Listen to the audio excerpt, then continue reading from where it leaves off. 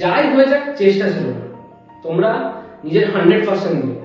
এমন না যে পড়তে পড়তে ফোনে সেটা কল করছো, হ্যালো বাবু তুমি খেয়েছো, আচ্ছা খাওনি না, এইসব চলবে না, এইসব চলবে না।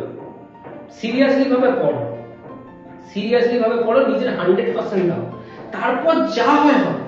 রেজাল্ট ভালো হোক কি মন্দ হোক সেসব পরে কথা, কিন্তু নিজের 100% দিয়ে পড়ো।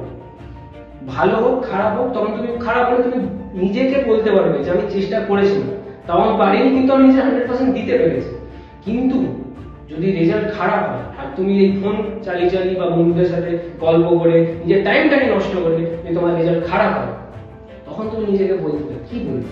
তখন তুমি বলবে যে আর একটু যদি সময় পেতাম, আর একটু যদি আমি টাইম মেশিনের মাধ্যমে যদি আবার সেই জায়গায় ফিরে পেতাম, তাহলে আমি খুব ভালোভাবে পড়তাম, বা তখন যদি আর একটু পড়ে নিতাম তাহলে রেজাল্টটা ভালো হয়ে যেত। তখন কিন্তু রেজাল্ট জানার পর না আফসোসের শেষ।